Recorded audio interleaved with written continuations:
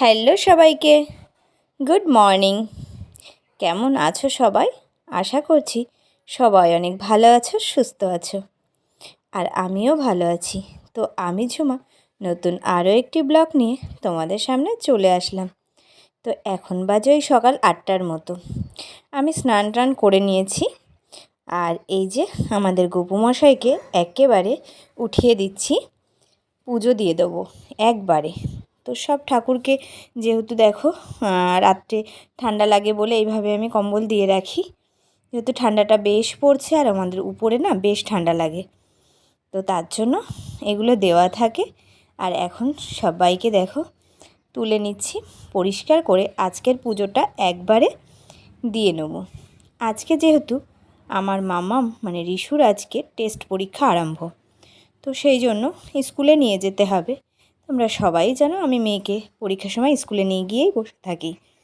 আর এই দেখো বলতে বলতে আমার পুজো দেওয়া কিন্তু কমপ্লিট হয়ে গেছে। তো চলো এখন ওই প্রায় 9:15 বেজে গেছে। আর এই দেখো বন্ধুরা, তোমাদেরকে বলেছিলাম না ঠাকুর ঘরের জন্য আমি একটা কিছু এনেছি, তো এই র্যাকটা এনেছি। তো ঠিক এর মাপের আমি দেখেছিলাম, পছন্দ হয়েছিল তাই। আর সমস্তগুলো দেখো এইভাবে রেখে দিয়েছি। বেশ খানিকটা জায়গা হয়েছে, ওইটার মধ্যে না সেইভাবে জায়গা হতো না। তো কেমন হয়েছে অবশ্যই কমেন্টে জানিও। এটা কিন্তু কাঠের না, ওই যে ঘাসবোর্ডের যে প্লাইবোর্ডের মালগুলো সেইগুলো। তো যাই হোক তোমাদেরকে আজকে দেখালাম। আর এখানে এই যে আমাদের সুন্দরীরা, শীতের সুন্দরী আর কি, কিছু গাছ তোমাদের দাদাভাই লাগিয়ে দিয়ে গেছে। আর এগুলো কৌটার মধ্যেই দিয়েছি, এগুলো আমাদের রঙের কৌটা ছিল। যেহেতু শীতকালেরই গাছ, শুধু শীতেই ফুল হবে, তারপরে কিন্তু আর থাকবে না, ওই জন্য টব কিনিনি। বললো মাটি ছিল, এর মধ্যে করে কিছু লাগিয়ে দিয়ে গেছি। শীতের একটু দেখতে ভালো লাগবে, মানে পুজো দেওয়া হোক না হোক একটু ভালো লাগবে। তো কয়েক রকমের গাছ কিন্তু লাগিয়ে দিয়ে গেছে। তো সেইগুলোকে আমি মাঝে মাঝে একটু স্প্রে করে দিই, মাটিটা ভেজাই থাকে। তো চলো এখন আমি নিচে যাব।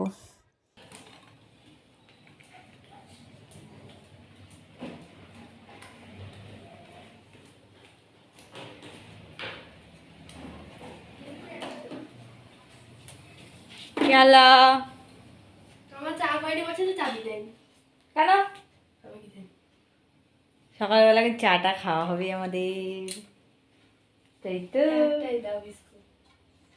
এই দেখো আমার মা চাটা করে একেবারে রেডি করে দিয়েছে। প্রসাদ এখন না, এখন না, এখন প্রসাদ না, পরে প্রসাদ।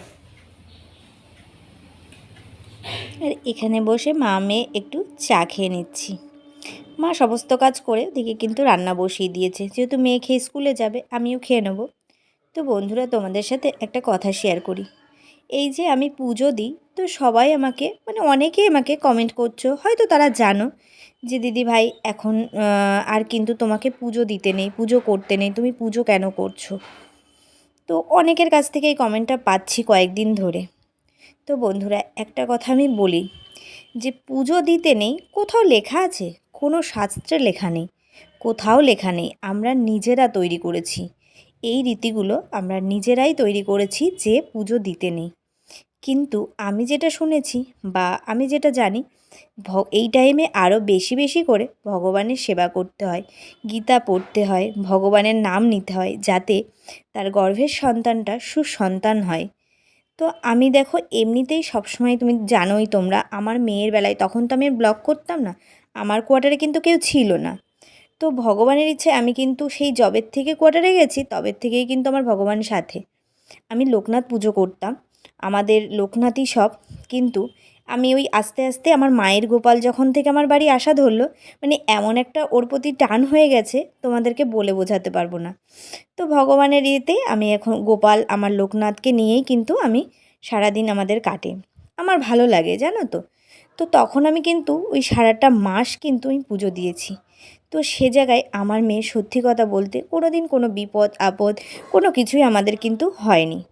তো যাই হোক দেখো বন্ধুরা, আমার পুজো করতে ভীষণ ভালো লাগে, গীতা পড়তেও ভালো লাগে, কিন্তু সবসময় টাইম পায় না। যখন টাইম পায় না তখন আমি একটু মোবাইলে শুনি। তো আমাদের বাড়িতে সবাই তাই, আমার মাও তাই, আমার হাজব্যান্ডও তাই। আর এখন আমি আমার মেয়ের মধ্যেও সেটা রাখি যে তুমিও করো, তুমিও শোনো। তো যতটুকু পারি ততটুকু কিন্তু আমি চেষ্টা করি। তো এটা সম্পূর্ণ আমার নিজের আর মন থেকে। হ্যাঁ, সামাজিকভাবে অনেক নিয়মই আছে আর সবার কথা মেনে চলতে হয়। তো আমিও ভেবেছি সবাই যতক্ষণ আমাকে বারণ করছে তো আমি পুজো দেবো না, নিজের মন থেকে সামনের থেকেই করব। কিন্তু কি বলো তো, আমার জেঠু মারা গেছে, তো 1 মাস হয়নি, আমার মাকে 1 মাস পুজো দিতে নেই। তো ওই জন্য আরও বেশি আমাকে তো দিতেই হচ্ছে। তবে আমার ইচ্ছা যে আমি সব সময় পুজো দেব। তো আমি বসতে না পারলেও মানে টুল নিয়ে বসেও কিন্তু আমি ভগবানের সেবা করব। তো যাই হোক, দেখা যাক কতটুকু করতে পারি। ভগবানের সেবা করলে কোনো ক্ষতি হয় না গো, মানে এটা আমার জানা। তো এটাই বলার ছিল। তো যাই হোক, ওদিকে রান্নাবান্না হয়ে গেছে, আজকে মা ভোলা মাছ রান্না করছে। তো আমরা খেয়েও নিয়েছি। আর এই দেখো, টাইম হয়ে গেছে যেহেতু 10টা 20 বাজে, এখন আমি মামামকে নিয়ে কিন্তু বেরিয়ে যাচ্ছি।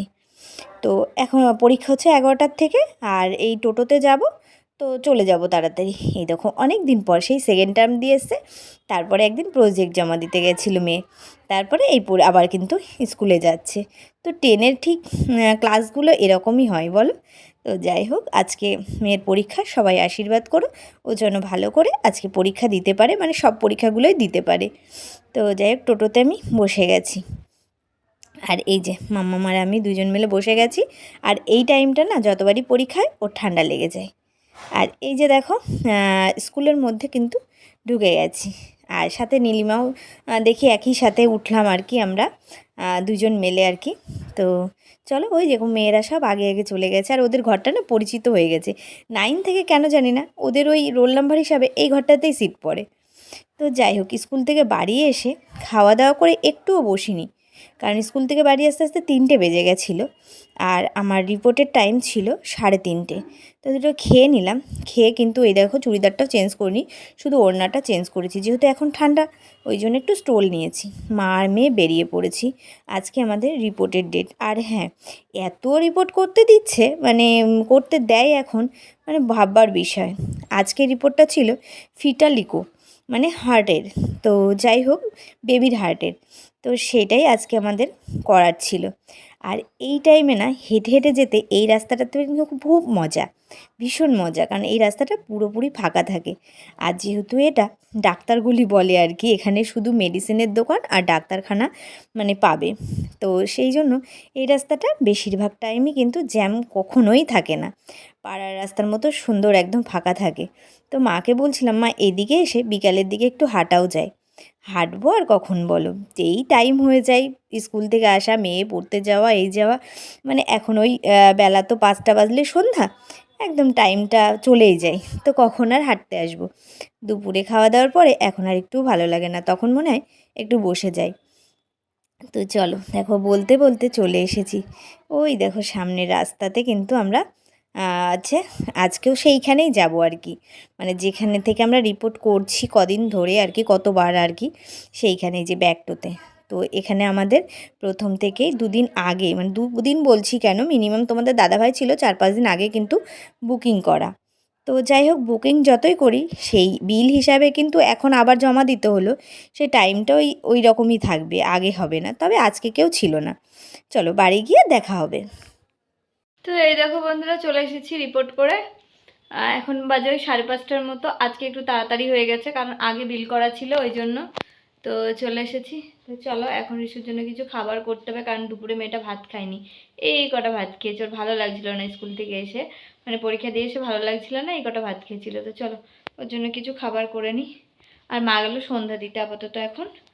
চলো রেখে নিই সব। এই দেখো, বাড়ি চলে এসেছি। তো এই দেখো, বাড়িতে এসে মেয়ের জন্য খাবার করা শুরু করে দিয়েছি। কেন বলো তো, যে রাস্তায় গেছিলাম মাম্মাম বলেছিল আমার জন্য খাবার আনতে, ওই রাস্তায় কিচ্ছু পাওয়া যায় না। ওই যে বললাম, ওখানে শুধু মেডিসিনের দোকান আর ডাক্তারখানা, ওইখানে কিছুই নেই। একটু চায়ের দোকান আর বেবিদের কিছু জিনিস পাওয়া যায়, কারণ ওখানে অনেক নার্সিংহোমও আছে, তাছাড়া কোনো দোকান নেই। তো কী করব, ওই জন্য বাড়ি এসে আমি ওর জন্য খাবার করা শুরু করে দিয়েছি। আসলে আজকে স্কুল থেকে বাড়ি এসে আমি খুব ব্যস্ত ছিলাম, ওকে আর খাইয়ে দিইনি। আমি নিজে খেয়েছি, ওকে বলেছি খেয়ে নিতে, তো ও ভাতই খায়নি, মানে একদম অল্প করে ভাত খেয়েছে। তো ওই জন্য এখন খিদে পেয়ে গেছে। তো ভাবলাম রুটি করব। রুটি সবজিটা মা করে রেখেছিল দুপুরে, জানে রাত্রে রুটি করতে হবে, যেহেতু সকালেই রান্না হয়েছে, সকাল আর দুপুর হবে। কিন্তু মাম্মামের রুটি পছন্দ হলো না, বললো আমি কিন্তু রুটি খাবো না এখন। ওই জন্য ভাবলাম ঝটপট কয়েকটা পরোটা করে নিই। তো এই দেখো ওকে পরোটা করে দিচ্ছি, আর সাথে আমাদেরও একসাথে আর কি রাতের জন্য করে নিলাম কয়েকটা।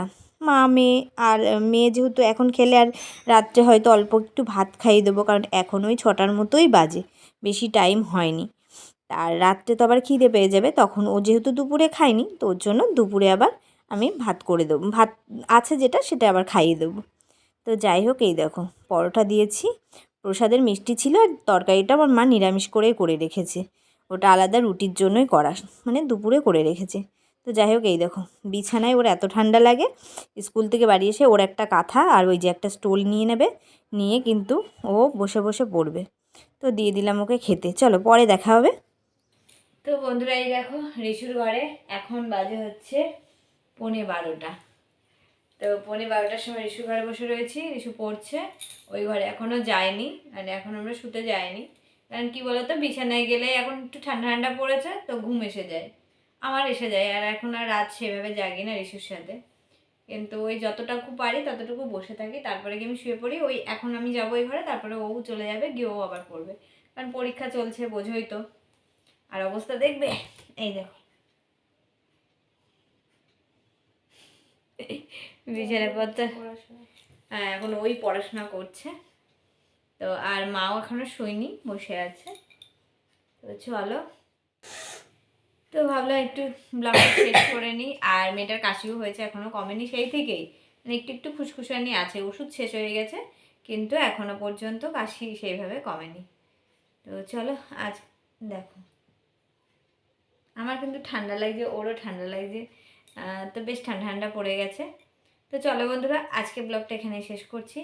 সবাই ভালো থেকো, সুস্থ থেকো। আর আজকে পরীক্ষা কেমন দিয়েছিস?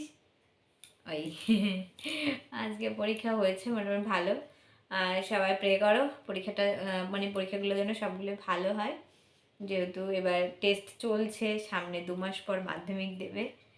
তো যাই হোক, যেটা বলছিলাম বন্ধুরা, আজকে ব্লগটা এখানেই শেষ করছি। সবাই ভালো থেকো, সুস্থ থেকো, আবার দেখা হচ্ছে নেক্সট ব্লগে। তো টাটা, গুড নাইট।